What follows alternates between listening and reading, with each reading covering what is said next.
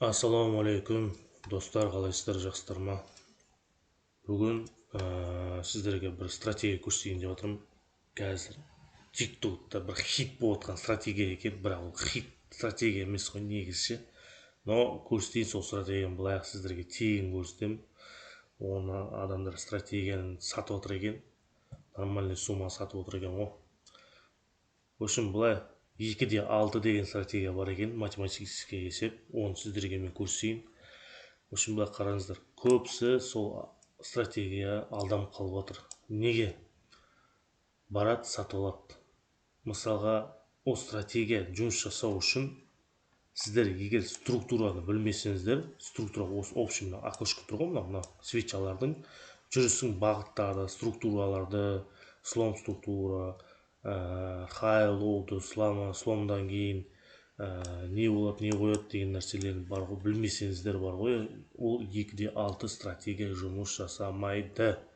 Тупо просто сендерге алдым, былай істедің, есептедің, былай шықтым, мына жақтан кірдім, мына жақтан істедім, болды, саған 100% пайда алып келеді деген. Оның бәрі өтірік, короче.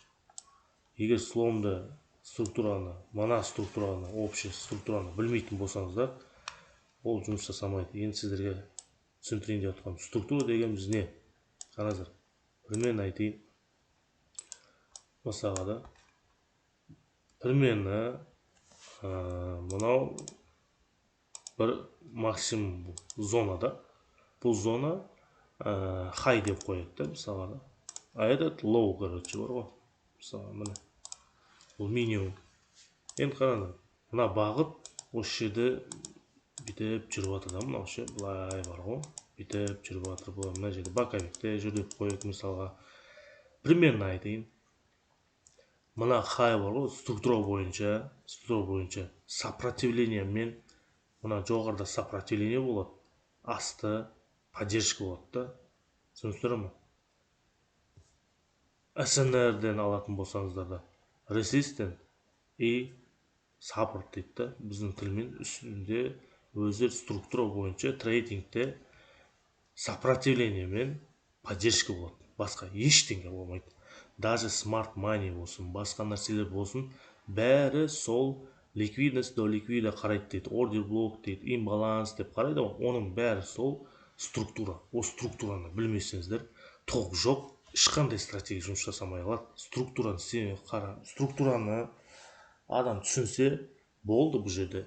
И еще тағы айтатыным, структурадан бөлек мына стратегияны сен білгеннен кейін, хоть любой стратегия болсын, өзіңді тәртіпке салмасаң, мысалы құнықпау, кірмейтін жерден кірмеу, кіретін жерден күтіп деген нәрсе, өзің сетапыңды, ТВХ-ыңды күтіп, сол жерде кіретін жерден кіріп, одан кейін барып сабырлық деген нәрсе, пойыз кетіп бара жатыр, үстінен секіріп кетпеу, короче, көп та несі, құнықпау деген, соның бәрін тәртіпке салмасаңыз, толық жоқ, любой стратегия жұмыс жасамай қалады. Неге? Өйткені адамның ең главный фундаменті бұл трейдингта бұл адам. Бұл соны тәртіпке салмасақ толық жоқ. В общем, қараңыздар, кеттік дальше. Соны естеріңізде сақтауыңыздар, ресмен сақтау деген нәрселер, стоп-лосс деген нәрселер, короче, дальше больше. Енді мынау максимум дедік, мысалға да, келді максимумды бұзғаннан кейін денесімен құйрығымен емес, свеча бар ғой. Мысалы мына қараңыздар, мына свеча мына жерде, мына денесімен да, жасыл свеча деп алайық. Мына жасыл свеча, қараңыздар, мына жасыл дейік, жоғарыға жүреді ғой, жасыл өседі, правильно? Сол жасыл свеча жоғары қарай, короче, бар ғой, слом болмағанша, мына денесімен бұзбағанша бар ғой, фитильмен емес, құйрығымен емес. Примерно мына жерде нақ көрсетейін сіздерге. Мынау мысалы максимум деп айтайық та, правильно? Мынау максимум. Мынау бізден құйрығынан денесінен алып бітірді, зонаны алдым мен. Бұл сопротивление да. Енді қараңыздар, примерно мынау келіп, мына свеча дейік, мына свечаны жасыл қылып қоямын мен, сіздерге түсінікті болсын деп ше. Жасыл свет.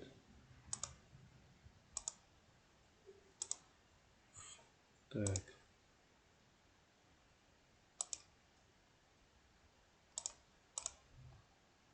Құйрығы.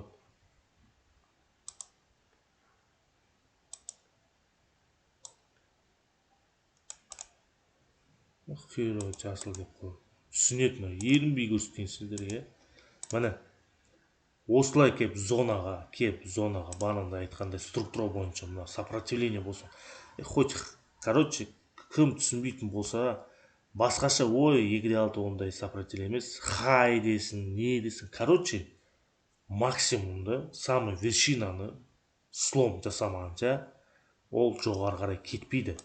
Мына вершинаны келіп слом жасау керек. Понимаете? Мына максимумды. Мына свеча жасыл жоғарыға жүретін болса, слом жасау керек. Денесімен бұзу керек. Құйрығымен емес. Егер құйрығымен кеп мына денесімен ішінде бітсе, ол жоғары кетпейді ол. Сіздер ма? Сол үшін осын бұзған кезде сіздерді, денесімен бұзған кезде, сол кезде сіздер стратегия бойынша 2,6 дейді ол. Ол үшін қысқасы айтқанда, бұның структурамен қарайтын болсаңыз, 2,6 бүйтіп мен көп адамдар хит қылады да, енді қазір түсінесіздер, мен көрсетейін. Көрсетсем түсінесіздер. 2,6 сөйтті осы бұзды ма, сразу алады да максимуммен, былай примерно айтайын, мына диапазон цены деген бар. Сол диапазон ценін алғаннан кейін мына максимум тұр. Мына бұзды деу керек, сөйтіп максимумды алып минимумға дейін тартасыздар. Мына минимум тұр, көрдіңіздер ме? Мына минимум. Келіп тоқтаған жері мынау. Тоқтап, мысалы көтерілді, тоқтатты, құлаған кезде келіп құлаған жерден құлады ол. Бұл бекерден құламайды, өйткені структура бойынша мына жерде максимумдар слом бар. Мына СНР бойынша мен сам СНР мен істеймін ғой. Структура бойынша тут максимум, видите? Мына жерде минимум SBR болған, потом RBS болған, понимаете, сөйтіп кете берді. Енді бұл структураны самый максимумды бұзды, минимумды бұзды деген нәрсе. Мына самый минимумнан аласыздар да, бұлай. Максимумнан аласыздар бұзған жер, минимумға дейін бүйтіп тартасыздар. Болды. Мына қанша болды? 426-да .25 пипс. 426-да 425 деген нәрсе. Түсініп тұрсыздар ма? Это пипс бұл. Сол 426-ны сіздер бөлесіздер, конкретно айтқанда. Бұл 4260 пипс деп айтамыз біз атақ. Жүрісі, алтынның бағытын жүрісі 426 долларға төменге түсті дейді. Енді бұның есептейсіздер, бұл егер мына бұзып қойған болса, мынау жылар бұзады ол бізде. Уже қай жерге барып тоқтайтын жерді көрсетеді ол. Түсіндіңіздер ма? Енді дальше кеттік, мына қараңыздар. Так, мына қараңыздар. Следующий шаг, калькулятор ашасыздар. Мына 426-ны бөлесіздер 2,6-ға. 426.2,5. Одан мына 426.25-ті бөлеміз 2,6-ға. 2,6. Осы шыққан бағаны мына 163 доллар бізде диапазон ценін аласыздар да, жоғарыға бүйтіп аласыздар. 163 долларға көтересіздер бұлай. Болды. 163 доллар көтеріңіздер, и осы ценаға келген кезде, сіздер мына сіз қойасыздар, осы ценаға келген кезде, мына сіздер селға жұмыс жасайсыздар, понимаете? Сел зона болады. Келеді, бұл былай келеді. Потом сел зона осыған келген кезде селға қарастыра бастайсыздар уже. Селға төменге түседі ол, түсіндіңіздер ма? Енді қай жерге дейін түседі деген кезде, уже минимумға дейін түседі. Понимаете? Қалай минимум деген кезде, міне сол жерден селға кіресіздер, потом селға кірген кезде қай жерге дейін ұстайсыздар. Онда сіздер структураны білмейтін болсаңыздар, толық жоқ, сіздер тек ұстайтын жерді білмейсіздер мысалға да. И бүйтіп келеді мысалы, бүйтіп сол мына сел зона келеді мысалы. Правильно? Болды. Структура бойынша сіздер селға кірген кезде, мына минимум бар ғой, тоқтаған жер, сол жерге дейін ұстайсыздар былай, түсіндіңіздер ма? Или же жолда мысалы бүйтіп келеді, мына жер тоқтап, мына жерде минимум пайда болып, мына жаққа келеді де селға түседі. Селға кірген кезде мына жерде минимум қайсысы? Смотрите, вот хай ма, самый максимум ба, бағана біз айтқанда мына жерде жасыл бұзған сияқты. Осыны бұзады ғой, бұл бізде хай болады, понимаете? Слом структура деп айтылады. Слом сіздерде структура болды. Байға подтверждение берді. Енді слом болғаннан кейін осыған обязательно ретест берді. Ретест берген кезде сіздердің тегтарыңыз мына жерде engulfing или smart market order block или что там еще не бар. Сол жерге дейін ұстамасаңыздар, сол жерге дейін ұстасаңыздар барады ол тег. Түсіндіңіздер ма? Мысалы мына самый минимумда мына жерде engulfing шығып қалады, или мына жерге минимумға дейін ұстайсыздар, мына болды. Все, тег жасап берді сіздерге. Енді қараңыздар. Мына есеп бар ғой, 2-6 структураны сіздер түсінбесеңіздер толық жоқ. Енді СНР бойынша алатын болсын, хоть smart money болып аласыздар ма? Бұның есеп математический алтынмен есептің шығарып атқанын, бұның бәрі стратегия базы жоқ, это математика. Хоть математикамен есептесеңіздер де айналып келген кезде бар ғой, адамдарға шалтып, ана стратегия ойбай хит, анау мынау, қысқасы айтқанда структураны білмесеңіздер бар ғой, толық жоқ, жұмыс жасамайды бұл. Мына қараңыздар, кеп тоқтаған жері 163.013 ба? Мына сіз қойым сызықты специально қараңыздар, қай жерге кеп тоқтайды ол. Мына кейін сел зона болады, селға түседі деген кезде мына жерге аламыз. Видите? Мынау не? Көрдіңіздер ма? Міне. Не мынау? Самый хай, самый максимум көрдіңіздер ма? Ол и так біз бар ғой, оны есептемей-ақ бар ғой, мынаны есептемей-ақ біз и так біліп отырмыз. Максимум кеп ол құлайды, сел зона бұл. И так это максимум. И так СНР бойынша бұл resistant, түсіндіңіздер ма? Сопротивление бұл бар ғой. Или smart money бойынша бұл liquidity самый high order block деп айтады мысалға да. Қайсы стратегия тағы айтайын? Ё-моё, сіздер алдана бермеңіздер олай. 2-6 міне. Sell зона, и так sell зона, понимаете? Болды. Тағы бір түсіндірейін мына, көрдіңіздер ма? Тағы бір түсіндірейін. Видите? Мысалға максимумды мына зона бұзды ма? Міне көрсетіп тұрмын сіздер зона. Сіздер структураны білмесеңіздер толық жоқ, сіздер есеп 2-6-ны есептемей, шығарамайсыздар оны. Келген кезде де, қараңыздар, еще келген кезде мына максимумды бұзды ма денесімен, мысалға, болды, сіздер минимум мен максимумды алып былай есептейсіздер міне. 426 болды ма, калькулятормен бағанағындай 426-ны бөлесіздер 2-6-ға. Потом шыққан сумадан сіздер жоғары, осы дәл осы жерден максимумдан жоғары қарап есептейсіздер. 163 болды ма? 163 деген нәрсе сол долларға дейін көтеріледі, ол алтын 163 доллар көтеріліп, біздің сел зонаға келді, и так сел зона тұр міне. Келеді, осыдан откатты беріп селға түседі ол. Түсіндіңіздер ме? И то соның өзінде егер сіздерді қараңыздар, оны күту керек еще білесіздер ме? Қалай? Мысалы, бұл 4 сағат таймфреймді көрсетіп жатырмын мен. Любой таймфреймді жұмыс жасайды бұл, түсіндіңіздер ме? Любой, даже 1 минутта істейді ол. Оны қалай білесіздер сіздер? Мысалы, қараңыздар, бұл зона келген күнде де еще бар ғой, бұл зона келген күнде де сіздерді разворотный модель керек. Бұл келіп, сіздер тупо мынақа келіп селға кіріп кеттің деген нәрсе жоқ бұл жерде. Хорошо, тупо кіріп кетсең кіріп кет, но стопты, сіздер стопты бар ғой, мына жерден жоғары қойыңдар. Ол тупо кетсе егер жоғары, стоптан жуылады, понимаете? Енді қараңыздар, жоғары кетіп қалады ол. Түсініп тұрсыздар ма? Енді селға қашан кіресіздер? Егер откат болған кезде кіресіздер селға. Например, свеча келеді мына, мына свеча қараңыздар. Келді, осы жерге, осы зона келді сел зона. Бұл сел зона свеча келгеннен кейін сіздерді егер вдруг мына свеча бүйтіп ойнап келе жатыр мысалы, любой таймфрейм ойнап мына зона келді ма, главное, болды, сіздерді уже дайын болып тұрасыздар, сел зона келді, ол келіп бүйтіп кіреді, ойнап жүреді, сөйтеді да жоғары қарай шығады. Жоғары шыққаннан кейін не істейді? Алтын сондай нәрсе, бәрін стоптан жинайды мына жерде. Мына жерде адамдар селға кіріп алып, кіріп кетеді да, и стопты қойып алады бәрі. Сөйтіп не істейді? Бұл жоғары шығады да, стоптан бәрін жинайды. Жинағаннан кейін не істейді? Сіздерді уже күтесіздер сел зонаға келген кезде.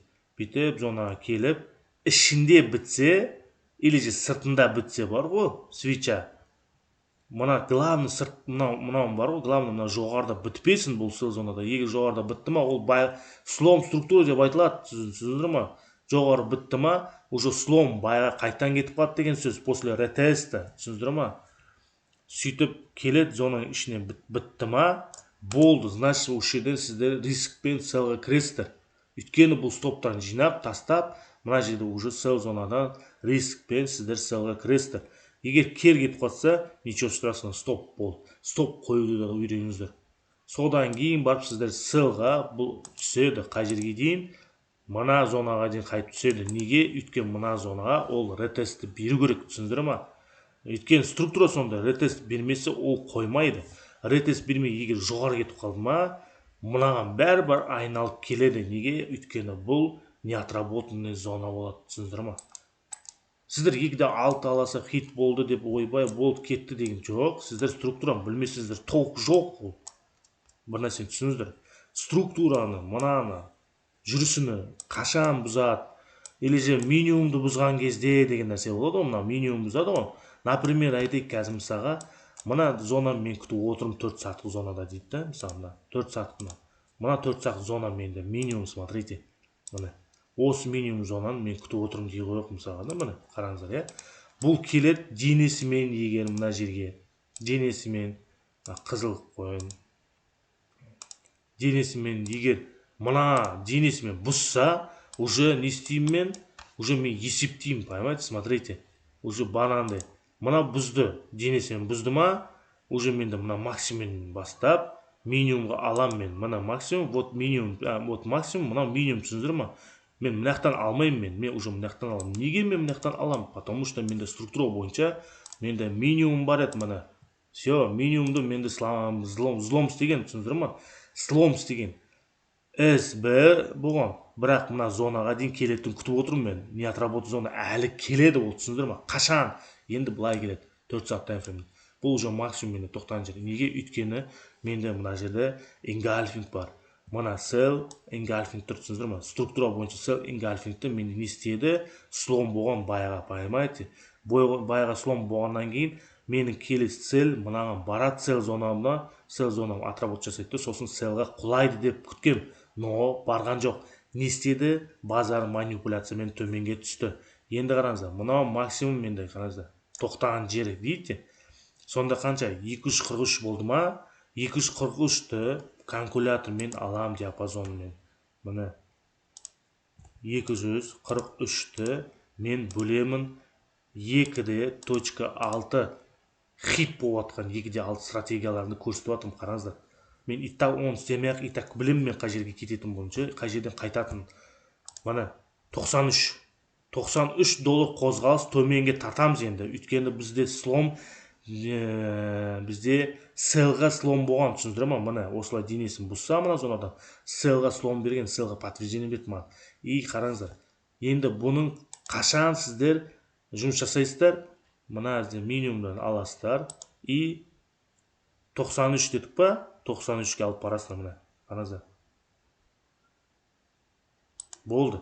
Мына 93, понимаете? Қараңыздар. Енді мына 93-ке келгеніңізде сызып қойын, міне сызық тұр.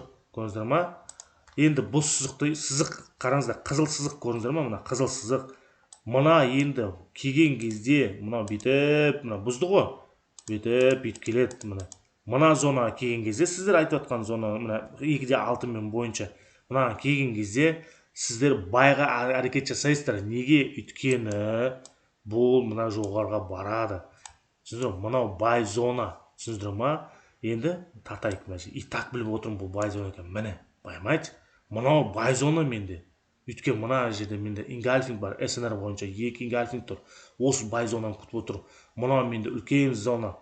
Түсіндіңіздер ме? Мына мен сызып қойған зона, міне бай зона. Структура бойынша, понимаете? Міне. Все. Мына жерде менде fresh зона. Қараңыздар. Мен не үшін бұл жерден қайтады деп отырмын? Бұл бай зона. Енді мынаны тартатын болсам, менде максимум болған. Вот сел engulfing тұрған. Міне максимумды менде слом істеген, көрдіңіздер ме? Подтверждение берген менде. Міне слом берген. Слом болғаннан кейін РБ болған. Ретест келу керек мына зонаға, фреш зонаға, не отработа зонаға. Ол келу керек, бірақ келмей кетіп қалды. дальше кетіп қалды, түсіндіңіз ба? Сол үшін рынок айналып мына зонаға қазір келе жатыр, отработка жасауға, түсіндіңіздер ма? Бай зона. Осын күтіп отырмын мен. Келеді, міне, келе жатыр уже жайлап, көрдіңіздер ма? Қазір мына минимумды бұзса бұл, мына минимум бізде пока бай зона. Егер бұзбаса, байға кетіп қалады, мына зонамызды отработка жасайды, түсіндіңіздер ма? Все. Структура мен білем, маған 2-6 керек емес. Осылай, егер сіздер структураны бар ғой білмесеңіздер, жұмыс қалай жасайтынын, қашан слом болады, қашан 2-6-ны есептейміз деген кезде. Егер сізде бана айттым, егер мына зонамызды бұзса, например, бай зонамызды или sell зонамызды, сол кезде сіздер не істейсіздер? 2-6 сол кезде есептейсіздер. 2-6 есептеген кезде ол барат жерді көрсетеді, бірақ сен ояққа тупо кірмейсің. Күтесің осы жерде. Осыған келеді, одан кейін сен байға жұмыс жасайсың. Мынау да сондай. Бұзды ма? Есептедің мына жерден мына жерге дейін. Сіздің баратын жерде sell зонаңызды көрсетті. Осыған келеді, одан кейін сен sellға жұмыс жасайсың. Тупо пойыз кетіп барады деп кіріп кеттің деген нәрсе емес. Осы жаққа, болды, итак осы жерге барады екен ғой, мен кіре салайын деген нәрсе жоқ. Қадап тастауым мүмкін, түсіндіңіздер ма? Келсін, зонадан зонаға жұмыс жасауды үйреніңіздер. Зонадан зонаға дейін. Күтуді үйреніңіздер. Сабырлықты үйретіңіздер өздеріңізді. Құнықпау, тәртіппен, риск менеджментпен істеуді бәрін үйретсеңіздер, сол кезде мына сіздер 2-6 бола ма, басқа нәрсе бола ма, ол істейтін болады, түсіндіңіздер ма? Так что солай. В общем, достар, мына көрсеттім сіздерге стратегияны 2-6 қалай жұмыс жасайды. Все. Еш қиыны жоқ. Осыны хит қылып сатып жатыр. Мен таңғаламын мен бар ғой. Короче, осылай. Аккуратно жасаңыздар. Трейдингте асықпаңыздар. Ақша көп бақты. Аккуратно жұмыс жасау керек. Просто қалталан тесік қылып қоймаңдар. Енді, если что, комментарий жазыңыздар, Алла қаласа. И лайк, подписка достарыңызға бөлсіңіздер, таныстарыңызға. Пайдалы ақпарат болады бұл. Беріңіздер мынау, тегін стратегияны. Бөлсіңіздер, бай жаққа бар ғой. Любой группалар болсын, осыны таратыңыздар. YouTube'да сабақ тұр тегін. Сол үшін, осы YouTube'да видеоның төменде описание болады.